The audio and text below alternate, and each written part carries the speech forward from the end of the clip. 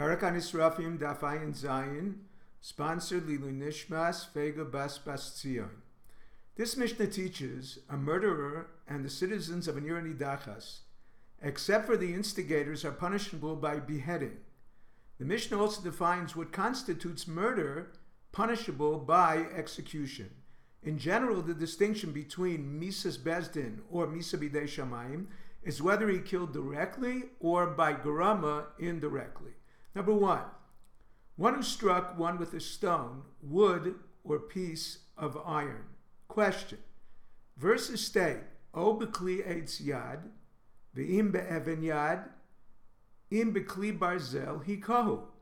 Shmuel asked why stone or wood murder weapons must be at least the size of the murderer's hand, whereas iron can be any size. The answer, iron can be fashioned into a knife.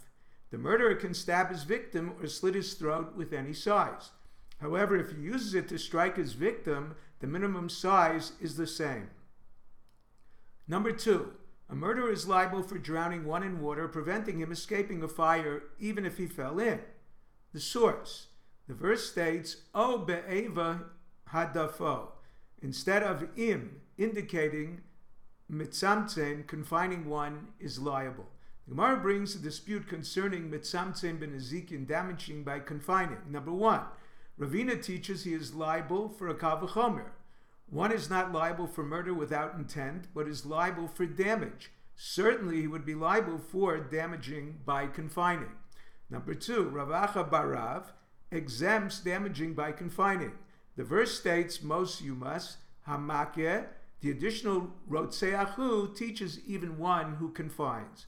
There is no such exposition concerning damages.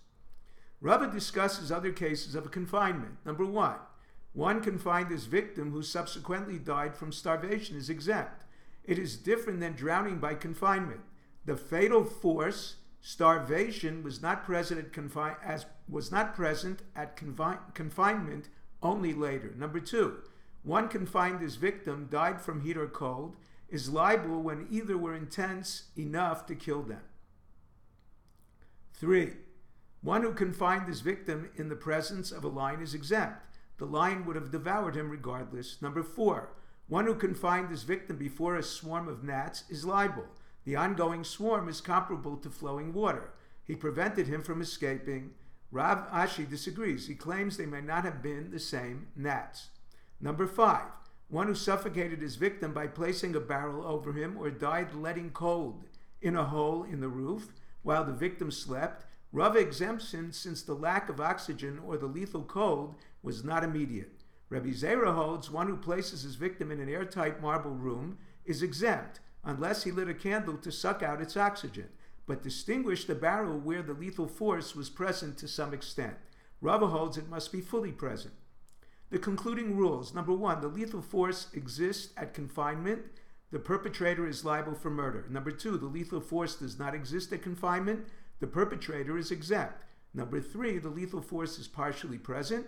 Rabbi Zera holds the perpetrator is liable. Rava disagrees. Rava teaches the extent of his exemption. Number 1, one pushed his victim into a pit and removed the ladder is exempt for garama. Number 2, one shot an arrow at his victim, removing his shield, is also exempt for karama. Number 3, one shot an arrow at his victim, scattering his wound medication, is exempt for garama. Rav Ashi holds even medication available at a drugstore suffices to exempt him, even if subsequently unavailable. Rav Acha holds even if the medicine was available after the perpetrator shot the arrow, before the trial he is exempt. At the shooting of the arrow, the victim's death was not inevitable. The Gemara brings another 4 teachings of Rabbah. Number 1, one threw a rock that rebounded off a wall and killed his victim is liable. It is still his direct force comparable to a ball thrown at a wall that killed beyond 4 amos, the minimal expected distance it would fly. It is not a hasras safek, a questionable warning, because his intention was to kill. The Gemara defines a rebound that is not kocho. Ashes of the paraduma fell on his hand or on the side of the vessel and then into the vessel. If it stopped before falling in, or water of the mechatas trickled from a slanted surface, it is not his koach. The vessel remains tameh. If you're enjoying Daf 5, please click on the link below, subscribe, and become a sponsor. Thank you. Have a Shana Tova Musuka.